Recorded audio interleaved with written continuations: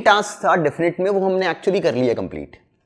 अब आज वाली क्लास में डेफिनेट से related only for school syllabus एक बहुत छोटा सा आर्टिकल है। तो आज वाली क्लास का फोकस क्या है, वो इंटरेस्टिंग से अंडरस्टैंडिंग पहले समझना और फिर उसके क्वेश्चंस अटेम्प्ट करना। बहुत सिंपल टास्क है, बस जैसे बताया जाए एग्जैक्टली वैसे समझना, फिर सारे क्वेश्चंस हो जाएंगे।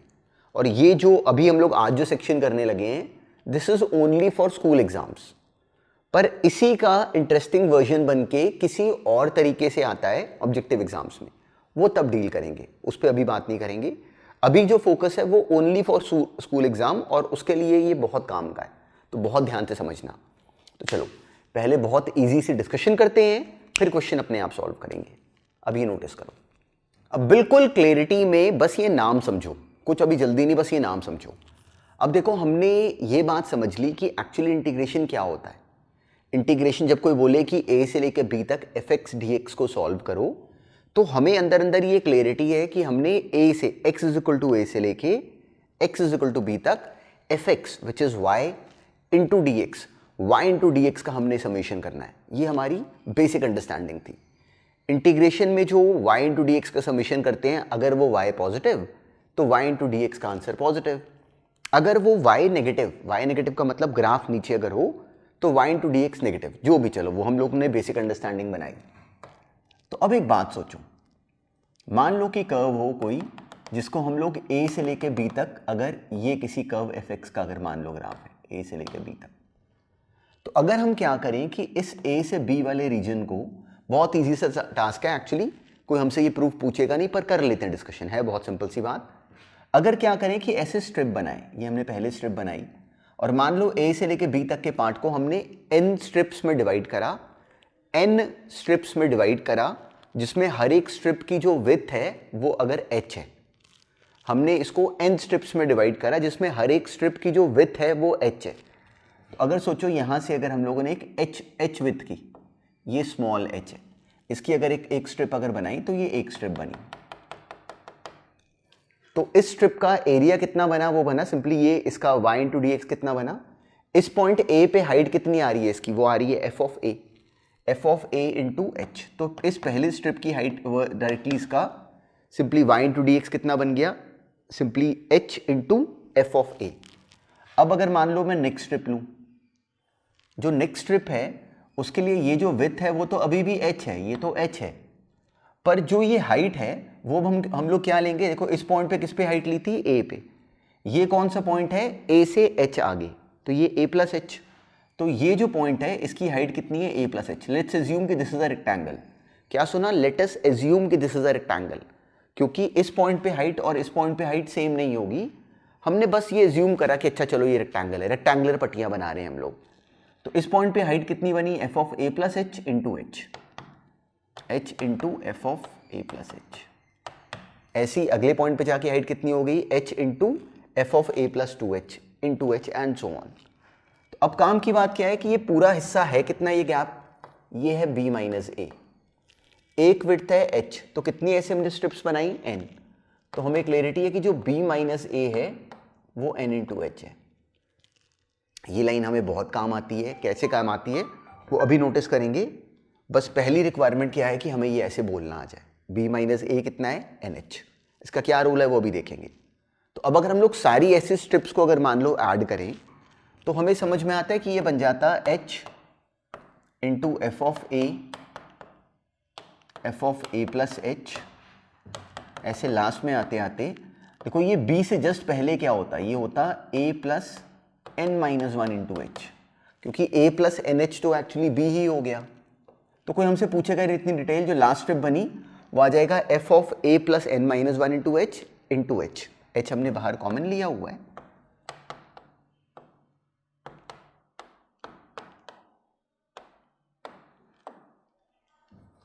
तो अब हमने क्या करा कि जो इंटीग्रेशन हमने समझा था कि एक्चुअली होता क्या है डेफिनेट, हम उसी को एक्चुअली जो हमने बेसिक अंडरस्टैंडिंग बनाई वहीं से ब्रेक कर रहे हैं। अगर सोचो तो ये एक तरीके से जैसे कभी डिफरेंशिएशन में हमने फर्स्ट प्रिंसिपल्स करा था, ये एक तरह से वैसे ही डेफिनेट इंटीग्रेशन का एक तरह से फर्स्ट प्रिंसिपल्स है। इसको कहते हैं कि हैं definite integral as the limit of a sum. तो अगर हमें क्वेश्चन ऐसे करने को बोलेंगे तो हमने तब कहानी ये वाली बनानी है, इसको अप्लाई कैसे करना है वो अभी देखते हैं। हमने ये लिखा, अब ये रेक्टेंगल तो था नहीं, क्योंकि h पे और उसके अगले पॉइंट a पे और उसके अगले पॉइंट a प्लस h पे जो हाइट है वो डिफरेंट है। तो रेक्टेंगल होने के लिए क्या होना चाहिए था कि ये एक्चुअली दोनों पॉइंट्स बहुत क्लोज होने चाहिए थे। बहुत क्लोज होने के लिए जो h है उसको बहुत छोटा होना चाहिए। तो h के बहुत छोटा होने का मतलब h ऑलमोस्ट जीरो हो जाए, ऑलमोस्ट जीरो।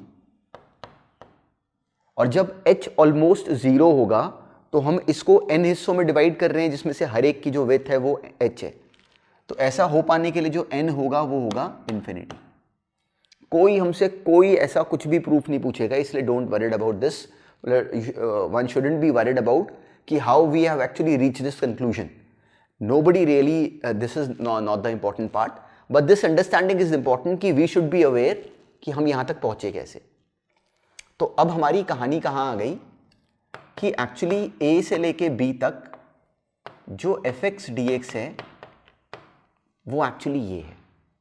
a से लेके b तक fx dx कोई बोले तो y इंटू dx का समेशन करा। देखो हमने वही करा एक्चुअली, हमने y इंटू dx का समेशन करते गए लास्ट में यहां तक। तो अब हमारे काम की बात क्या है कि जब कभी हमें कोई बोले कि इस क्वेश्चन को definite integral as the limit of a sum से सॉल्व करो, तो एक्चुअली हमने उस केस में ये क्वेश्चन सॉल्व करना होता है। उस केस में हमने ये क्वेश्चन सॉल्व करना होता है। ये है हमारे काम की बात। तो अब अपनी कॉपी में इसके साथ साथ इसको लिखो। तो हमें बिल्कुल आम बच्चों की तरह इसको याद नहीं करना पड़ता, हमें समझ में आता है अच्छा ठीक है h into f of a plus H and so on, last में ये। अब इसका इम्प्लीमेंटेशन कैसे है वो डायरेक्टली अभी के भी देखते हैं थ्रू अ क्वेश्चन। बहुत ईजी है, बस जैसे बताया जाए इसको। सबसे पहला काम क्या है कि हमें ये डिज़ाइन बिल्कुल फिटेड है हमारे माइंड में कि definite integral as the limit of a sum में हमने इसको सॉल्व करना होता है। पर इसमें एक बहुत इंटरेस्टिंग सा भेद है, बहुत इंटरेस्टिंग सा सीक्रेट है, वो अभी आ जाएगा। फिर इसके क्वेश्चन आप ही लोग करने वाले हो, कोई ट्रिक नहीं। तो अब इसको अप्लाई कर लेते हैं थ्रू अ क्वेश्चन। तो हमने जो फॉर्मूला अभी अभी करा that is this, simply a से b तक fx dx is limit n approaching infinity h approaching zero. ये दोनों बिल्कुल साथ साथ होते हैं। n इन्फिनिटी को अप्रोच करता है, h जीरो को अप्रोच करता है, h into f of a plus h, last में f of a plus n minus one into h, जिसमें जो एन एच होता है वो बराबर होता है b माइनस ए के। ये हमें याद होता है। ये है कंप्लीट अंडरस्टैंडिंग। अब इसका यूटिलाइजेशन कैसे है वो थ्रू अ क्वेश्चन ही देखते हैं, उससे हमें क्लैरिटी हो जाएगी। और बड़े काम का क्वेश्चन पहले ही करवा रहा हूँ, तो इसलिए इसके बाद वाले सारे हमसे सॉल्व होने चाहिए अपने आप इजीली। बस वर्ड बाय वर्ड इस पॉइंट को नोटिस करना। मान लो किसी ने बोला कि 1 से लेके 5 तक x प्लस 3 इसको सॉल्व कर दो। किसी ने मान लो ये क्वेश्चन दिया, और बहुत इजी क्वेश्चंस आएंगे इसमें। Solve this as definite integral as the limit of a sum. तो हमें क्लैरिटी है कि इसमें a कितना है 1, b कितना है अपर लिमिट 5, a 1 है, b कितना है 5। तो सबसे पहले हमारी कॉपी में लिखा होगा nh which is b minus a that is 4। हमने ये बना लिया कि b minus a in this case is 4। अब हमने करना क्या होता है कि सिंपली अपनी कॉपी में लिखना होता है कि जो ये इंटीग्रेशन है वो ये लिमिट है। कुछ प्रूव नहीं करना, किसी को कुछ नहीं समझाना, हमने अपनी कॉपी में ये टर्म बनानी है h into f of a, मतलब f of 1 plus h, last में f of 1 plus n minus 1 into h. Exactly हमने अपनी कॉपी में ये टर्म बना के लिख देनी है। देखो अब हम लोग बिल्कुल जो अभी अभी डिज़ाइन करा, देखो मैंने वो बनाया। जो अब काम की बात है वो अब है। यहाँ तक तो हमने सुना कि करना ये है, करना कैसे है वो अब है। एफ ऑफ 1 कितना बना, वो आ गया 1 प्लस 3। आगे कुछ ना बनाओ, लास्ट टर्म पे आ जाओ। लास्ट टर्म कितनी है इसकी, directly n h term, h की एक्स की जगह आ गया 1 plus n minus 1 into h plus अलग से 3। ये बनी एक्सप्रेशन। अब हमने करना क्या है, इसका जो टीएन बना, ये क्या है इसका टीएन। इसके टीएन को थोड़ा सा सिंप्लीफाई कर लो। टीएन क्या बना 1 प्लस 3 4, प्लस कंफ्यूज ना हो, एन को एन के फॉर्म में ना बनाओ, एन माइनस 1 ही रहने दो। देखो नोटिस करो, मैंने इसको एन वाली टर्म्स को अलग नहीं करा, इसको एन माइनस 1 ही रहने दिया। अब एक्चुअली मुझे इस Tn का समेशन करना है, इस Tn का जो इसकी जर्नल टर्म बनी, मुझे इसका समेशन करना है। तो ये करना हमें करवाया गया है, ये आ गया h इंटू 4 का समेशन n टाइम्स, वो बन जाएगा 4n। h को लिखो as it is, n minus 1 का समेशन 1 से लेके n तक कितना हो जाता है, simply n into n minus 1 by 2।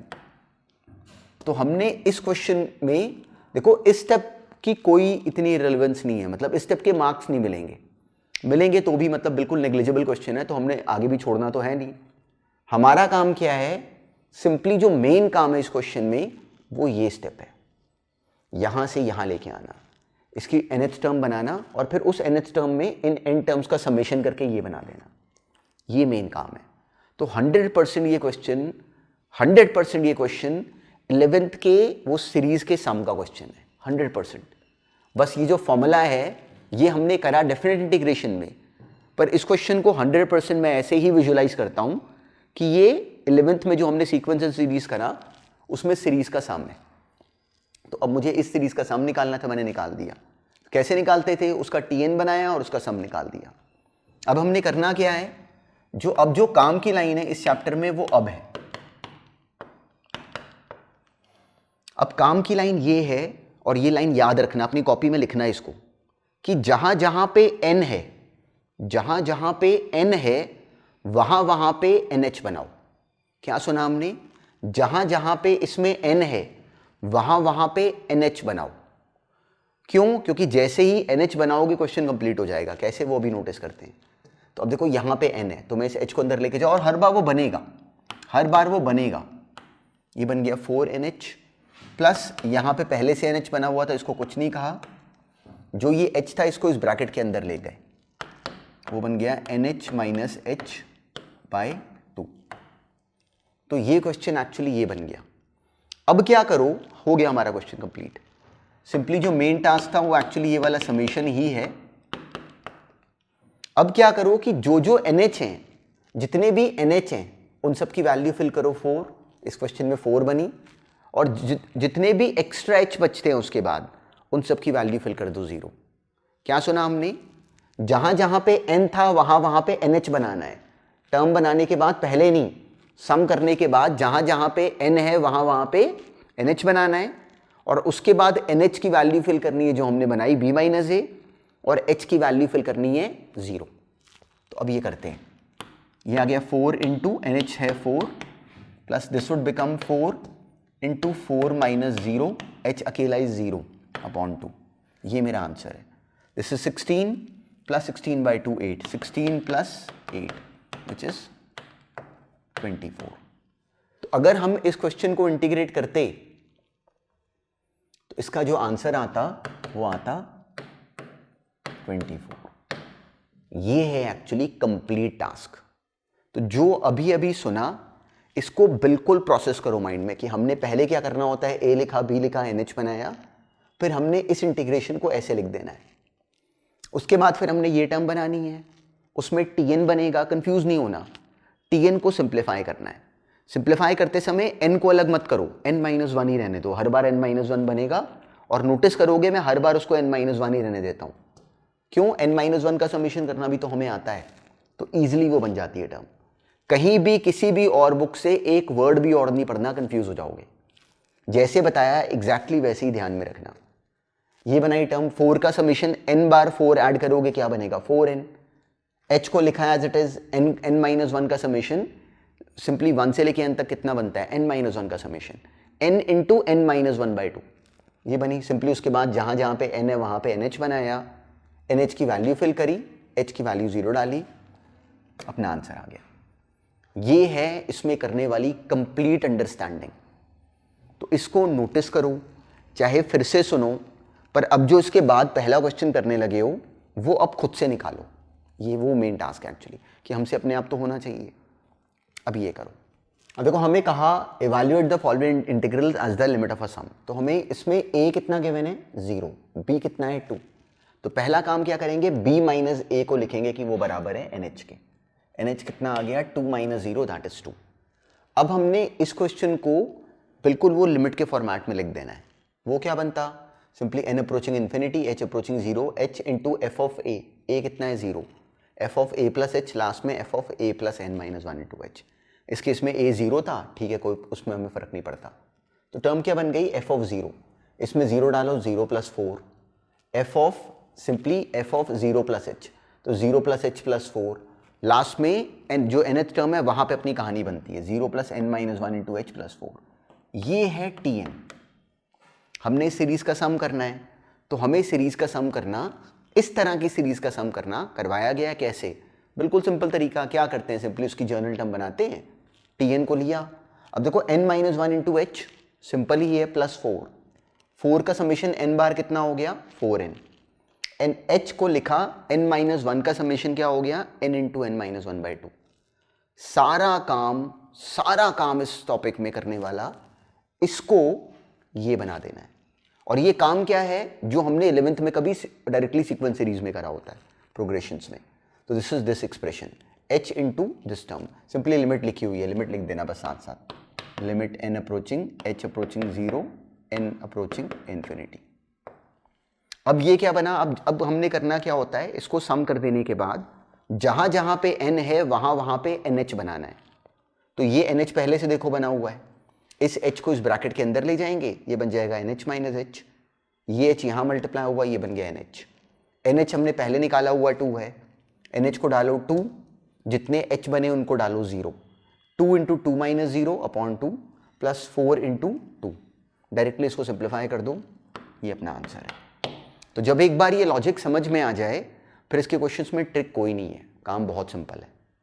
अब नेक्स्ट करो, एग्जैक्टली सेम तरह का a कितना था 2, b कितना है 4, b माइनस a कितना बना 4 माइनस 2 विच इज nh, तो nh कितना है 2, मतलब हम रेडी है क्वेश्चन पे। अब हमने इसको बना देना है, इस इंटीग्रेशन को बना देना है डायरेक्टली लिमिट वाले फॉर्मेट में, h into f of two plus h, ये last term, 2 plus n minus one into h हम इसमें लिखेंगे 2 into two plus n minus one into h minus one, तो x की जगह सिंपली x की जगह क्या आ जाएगी, ये एक्सप्रेशन माइनस वन। अब हम लोग इस Tn को थोड़ा सा सिंप्लीफाई करेंगे, इसको थोड़ा सा सिंप्लीफाई करो, हर बार यही काम है, कोई काम ही नहीं इस टॉपिक में एक्चुअली। और ये क्या बना 2 to 4 plus 2 into n minus one h और 4 माइनस वन दैट इज 3, तो इसकी जर्नल टर्म क्या बन गई, simply 3 plus 2h into n minus one. अब इसका हमने समेशन करना है, देखो मैं n माइनस वन को अलग नहीं कर रहा है, n वाले फॉर्मेट में नहीं ला रहे, n माइनस वन ही रहने दिया करो, बिल्कुल कंफ्यूजन नहीं होती। अब 3 का समेशन n बार क्या हो गया 3n, इसका summation n into n minus one by 2, 2 और 2 कैंसिल हो गया। ये हमने इसको सम करके ये बना दिया। अब सिंपली लिमिट लिखी हुई है साथ में, लिमिट लिखना साथ साथ। अब यहाँ पे h को जब अंदर लेके जाओगे तो बन जाएगा nh, और उस nh की वैल्यू डाल दो। nh हमें नोन है, जहां पे सिंपली जहां पे NH है उसकी वैल्यू हमने पहले निकाली हुई है 2, जहां पे एक्स्ट्रा H बचता है उसको हम डाल देंगे 0। सिंपली हमने वैल्यू फिल करी, डायरेक्टली ये भी हो गया इजीली कंप्लीट। अब ऐसे ही नेक्स्ट करो, नेक्स्ट भी बहुत सिंपल है, पर उसमें अब स्क्वायर वाली टर्म है तो उससे कंफ्यूज नहीं होना। क्या करना, पहले जर्नल टर्म बनाना, जर्नल टर्म बना के जैसे समेशन हम करना जानते हैं पहले से वो करना, फिर वो इजीली हो जाना है। अब ये करो। अब देखो इस क्वेश्चन में भी एक्चुअली ट्रिक कोई नहीं थी, पर हमारा अपने आप लिख के होना चाहिए। तो अब हमें बिल्कुल जैसे बताया गया एग्जैक्टली वैसे ही करते हैं। a हो गया 1, b हो गया 3, nh हो गया b minus A which is 2। हमने डायरेक्टली इसकी टर्म बनाई, limit h approaching 0 and approaching infinity, h into f of a plus h last में ये। अब हमें क्या सिखाया गया है कि इसकी जर्नल टर्म बना दो, तो हमने सिंपली पहले वैल्यूज बनाई, f of 1 which is 1 square plus 1, last में f of 1 plus n minus one into h क्या बनता 1 plus n minus one into h का होल स्क्वायर प्लस एक्स की जगह 1 plus n minus one into h. अब सारी कहानी क्या होती है इसको सिंप्लीफाई करने की, सारी गेम एक्चुअली क्या होती है इस टर्म को सिंप्लीफाई करने की। ऐसे सोचा करो, मुझे इसको सिंप्लीफाई करके Tn को आसान बना के, क्योंकि काम क्या है इसका समीशन करना, तो इसका समीशन करने के लिए पहले अब इस तरह के क्वेश्चन का समीशन कैसे करते थे, Tn को बनाते थे उसको सिंप्लीफाई करते थे, सिंपल सा लॉजिक। तो अब मैं इसको आसान करना चाहता हूँ, कंफ्यूज होने की जरूरत नहीं, बहुत सिंपल होता है, जैसे मर्जी बुक में दिया हो हमने नहीं पढ़ना वहाँ से, ऐसे ही करना है। अब देखो इसको मतलब how fast I will do it and exactly in the same format you have to complete the next question if you are actually blocked into this one. जब इसको एक्सपैंड करोगे तो a प्लस बी का whole square है, एक आएगा 1 square, वो बना 1, 1 प्लस 1 क्या बना 2, तो कांस्टेंट तो आ गया 2. h वाली टर्म देखो, जब इसको एक्सपैंड करोगे a प्लस बी का स्क्वायर है, ये बन जाएगा a square plus b square plus 2ab, तो एक टर्म आएगी 2 times n minus 1 into h, एक n माइनस 1 इंटू एच यहाँ पे है तो वो हो गया 3 times n minus 1 into h, एक n माइनस 1 का स्क्वायर इंटू एच स्क्वायर आ गया. हमने इस क्वेश्चन को यहाँ लाके फिर ये करना है, यहाँ तक लाने में अब देखो अब इंटीग्रेशन का कोई रोल नहीं होगा, कंप्लीटली ये क्वेश्चन सीक्वेंस सीरीज का होगा इस समेशन को सॉल्व करने का, और बिल्कुल डायरेक्टली फ्री के मार्क्स होते हैं स्कूल के एग्जाम्स में, बोर्ड में भी. बच्चे क्यों कंफ्यूज हो जाते हैं, क्योंकि उनको ऐसे बोलना नहीं आता. इसको सीखो, बस ऐसे टर्म बना दो, अब कोई काम ही नहीं, इसका समेशन करना है. 2 का समेशन n टाइम्स क्या हो गया 2n, h स्क्वायर को एज इट इज लिखा, अब n माइनस 1 का स्क्वायर का समेशन 1 से लेके n तक, n स्क्वायर का समेशन होता था n into n plus 1 into 2n plus 1 by 6, n minus 1 के स्क्वायर का समेशन क्या होगा, n की जगह बस n माइनस 1 डाल दो, वो n into n minus 1, simply ये इसका समेशन यहाँ लिखा हुआ है n into n minus 1 into 2n minus 1 by 6, और n माइनस 1 का समेशन हम जानते हैं n into n minus 1 by 2. ये है कंप्लीट काम, ये करना था हमने. पहले tn को इजी बनाया, n माइनस 1 के स्क्वायर को अलग करा, कांस्टेंट को अलग करा, n माइनस 1 वाली टर्म को अलग करा, तीनों का समेशन करके यहाँ पे लिखा, हमारा क्वेश्चन कंप्लीटेड है. अब इसके बाद हम जानते हैं कि जहाँ जहाँ पे n है वहाँ पे बस NH बना दो, n अप्रोचिंग इन्फिनिटी. अब सिंपली जहाँ जहाँ पे n है वहाँ पे NH बना दो, और वो बनना ही है. इस h को अंदर लेके जाओ तो ये बन गया 2NH, ये NH पहले से बना हुआ था, इस h को अंदर ले जाओ NH माइनस एच.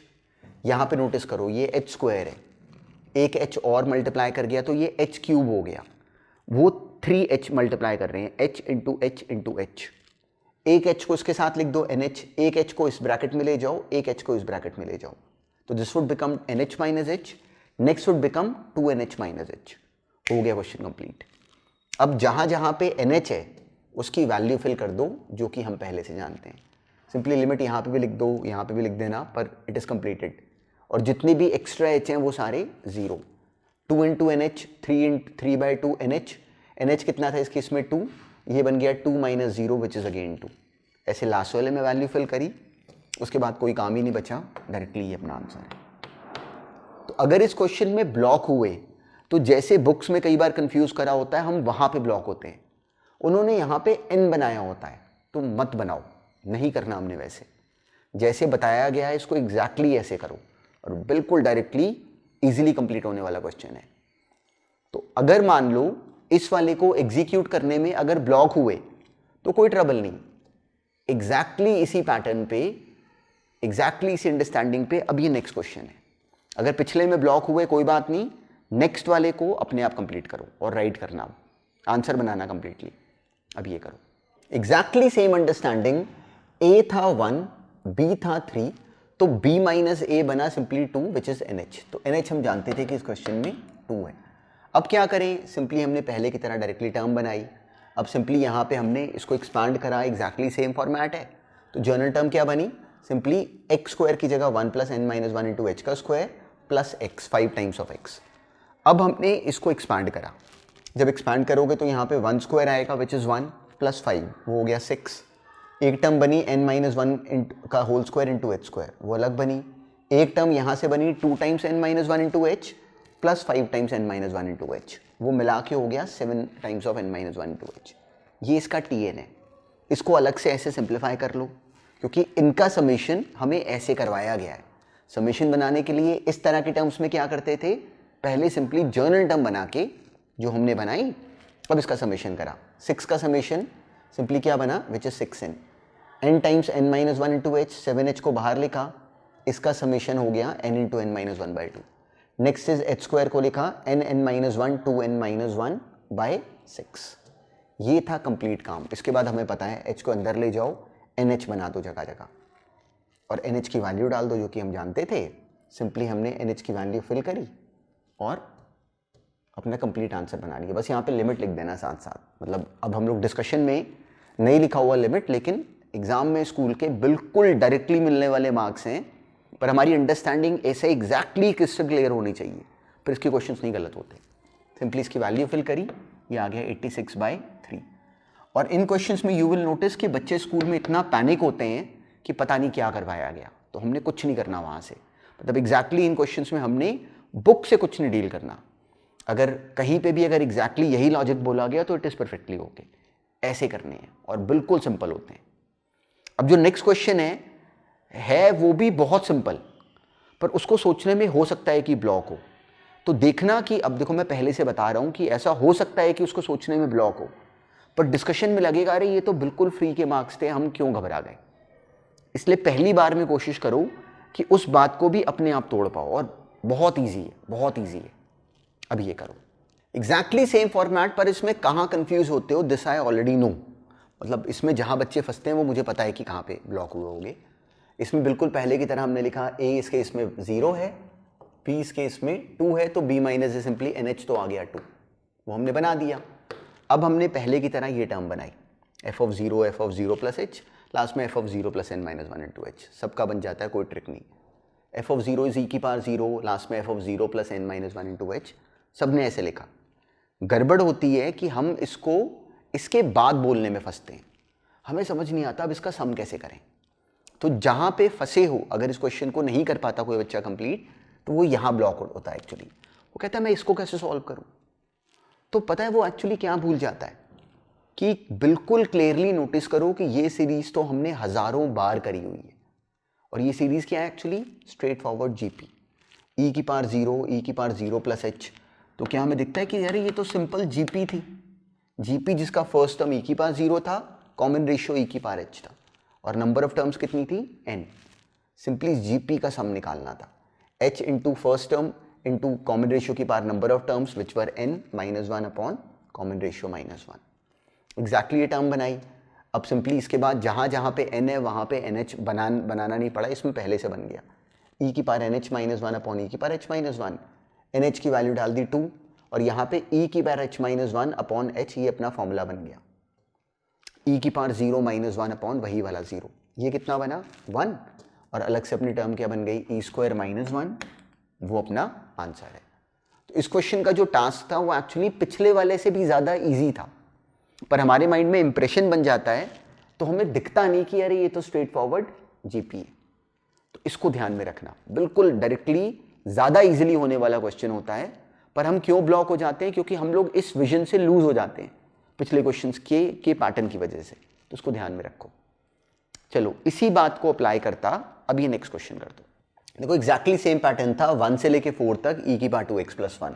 तो b माइनस a डायरेक्टली हमें क्लियरिटी है कि जो NH है, हमें क्लियरिटी है कि जो NH है वो डायरेक्टली कितना आ गया इस केस में, वो आ गया 4 - 1 दैट इज 3।